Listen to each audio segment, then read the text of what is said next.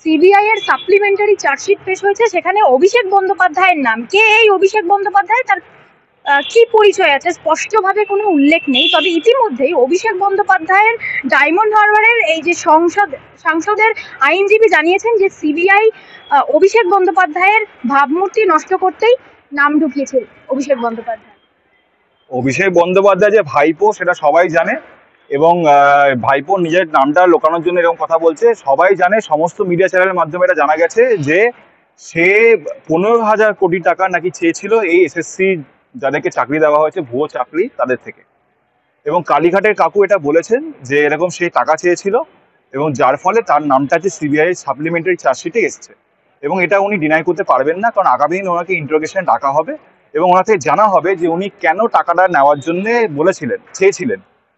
এটা তো পুরো প্রমাণিত হয়ে গেছে। আর এই যে দুর্নীতিবাজ সরকার, এই যে তৃণমূলের সরকার, এই যে চোরামূলের সরকার, এই যে গড়ি চুরি, কয়লা চুরি, চাকরি চুরি, স্বাস্থ্যতে এত সমস্যা, সবকিছুতেই তৃণমূল সরকারের যোগ আছে, সেটা মানুষ, আপামর জনবাসী, কলকাতাবাসী, কলকাতার পুরো পশ্চিমবঙ্গের বাসী মানুষ এটা জানে।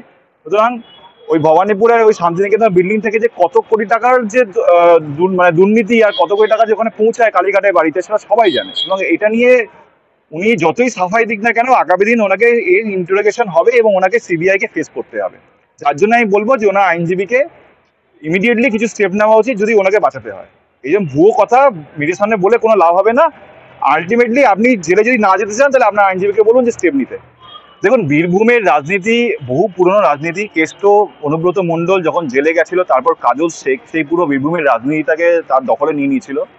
আজকে যখন কেষ্ট জেল থেকে ফেরত এসছে, তখন আজকে সেখানে কাজল শেখের সাথে তার অন্তদ্বন্দ্ব, এবং এই নিয়ে তাদের দুপক্ষের বিভিন্ন কর্মীদের মধ্যে মারামারি প্রায় চরমে উঠে গেছে। যেখানে আজকে এক পক্ষ আরেক পক্ষে বোমাবাজি করছে, এক পক্ষ আরেক পক্ষে মারামারি করছে, যার ফলে আজকে বীরভূমের মানুষ স্থিতিবিরক্ত। সেখানে মানুষ কাজকর্ম করতে পারছে না, সেখানকার সমস্ত কাজকর্ম বন্ধ হয়ে গেছে। এবং বীরভূমে এই ধরনের খুন জখমের রাজনীতি, মারপিটের রাজনীতি, এই আজকে রাজনীতি নয়, বহু পুরনো রাজনীতি। আর এই অনুব্রতমূলক যতদিন ছিল না, ততদিন বীরভূম শান্ত ছিল। যবে থেকে সে ফেরত এসছে, কেষ্ট ফেরত, তবে থেকে এই রাজনীতি চলছে। যার কারণে আজকে বীরভূমে দেখছেন রক্তাক্ত অবস্থা। বীরভূমের মানুষ আজকে ওখানে সঠিকভাবে কাজকর্ম করতে পারছে না। তারা এদেরকে এই দলাদলির মাধ্যমে মানুষের আজকে জীবন ওখানে নষ্ট করে। মাননীয়া এর বিচার করতে পারবে না। তাই জন্যই আজকে মানুষ চাইছে যে এই মাননীয়াকে দয়া করে আপনি গদিতে ছাড়ুন এবং অন্য কাউকে ভরসা করে অন্য কাউকে বসান, যাতে সে ভালো এটা রাজ্যটা চালাতে পারে। আপনার দ্বারাই রাজ্য চালানো যাচ্ছে না, সুতরাং আপনি ইমিডিয়েটলি পদত্যাগ করুন। এটাই বীরভূমের মানুষ চাইছে, আপামর পশ্চিমবঙ্গের বাসী চাইছে, সারা কলকাতার বাসী চাইছে। এটাই চাইছে আমাদের কাছে।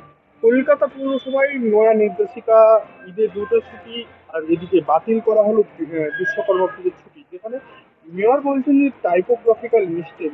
এখানে টাইপোগ্রাফিক্যাল মিস্টেক কি আদৌ হতে পারে, যেখানে ঈদের দুটো ছুটি এবং বিশ্বকর্মা পুজোর ছুটি কাটিয়ে দেওয়া হলো, বাতিল করা হলো ছুটি? এটা মেয়র এই ধরনের কথা বলে তিনি শুধুমাত্র নিজের ব্যর্থতাকে ঢাকতে চাইছেন। তিনি যে একজন মুসলমান সম্প্রদায়, সংখ্যালঘু সম্প্রদায়, সেই জন্য তিনি কর্পোরেশনের মতন একটা সরকারি স্কুলের ছুটি বাতিল করে নিজের ইফতারের ছুটি রেখেছেন দুদিনের জন্য। এবং তিনি এটা কি বলেছেন আপনারা শুনেছেন হয়তো ভালো করে, যে বিশ্বকর্মার ছুটিটাকে ঈদের যে ঈদ উল ফিতরের যে দুদিন ছুটি তার মধ্যে অ্যাডজাস্ট করে দেওয়া হবে। কেন অ্যাডজাস্ট করা হবে? এর থেকে প্রমাণিত হচ্ছে যে মাননীয়া হচ্ছে মানে এই হিন্দু সমাজের তথা সনাতনী ধর্মের হচ্ছে এরা বিরোধী। এবং এর এই মেয়র হচ্ছে মুসলমান মেয়র, এই হচ্ছে সংখ্যালঘু মেয়র, সে হচ্ছে আমাদের হিন্দুদের বিরোধী। যার কারণে সে কর্পোরেশন স্কুলে ছুটি বাতিল করে নিজের ঈদ উল ফিতরের ছুটির সাথে সেটাকে অ্যাডজাস্ট করতে বলছে। আমরা অ্যাডজাস্ট করবো না। আমরা বিশ্বকর্মা পুজোর ছুটি চাই, আমরা সরস্বতী পুজোর ছুটি চাই, আমরা লক্ষ্মী পুজোর ছুটি চাই। সমস্ত পুজো আমাদের সনাতন ধর্মী 12 মাসে 13 পার্বণ, আমাদের প্রত্যেকটা পার্বণে ছুটি চাই এবং ছুটি দিতে হবে। এবার কি দুর্গা পুজো করতে পারে এই খুব?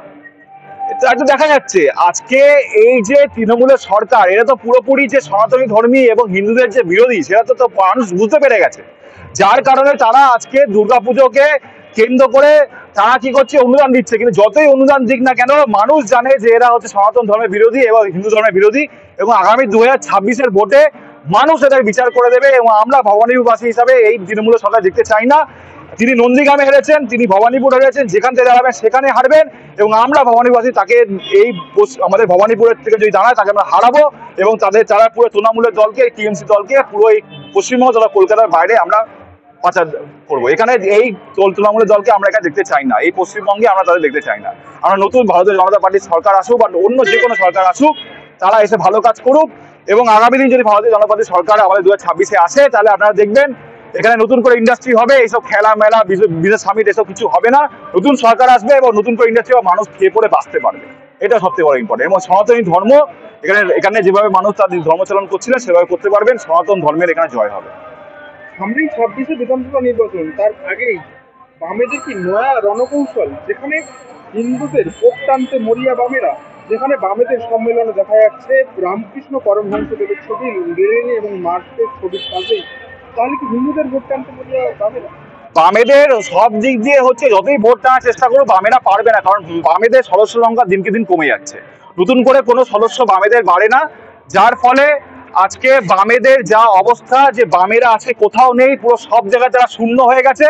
এবং বামেরা কোনোভাবে মানে রাজ্য রাজনীতির মধ্যে কোনোভাবে তারা এগোতে পারবে না। এবং তারা যেখানেই যাক না কেন, তারা কোনোদিনও কোনো রাজ্যে কোনো কর্মক্ষেত্রে তাদেরকে দেখা যাবে না। এবং তাদের যে সংখ্যা শেষ, তারা যে পুরো শূন্য, এবং তাদের যে নতুন করে কোনো সংখ্যা বাড়ছে না, যার ফলে আজকে বামেদের পুরো অস্তিত্ব বিলুপ্ত হওয়ার জায়গায় চলে এসছে। এবং বামেরা আগামী দিন রাজ্য রাজনীতি থেকে পুরো ধুয়ে মুছে সাফ হয়ে যাবে, বাম এবং কংগ্রেস এবং এই ইন্ডি পিন্ডি জোট আর থাকবে না।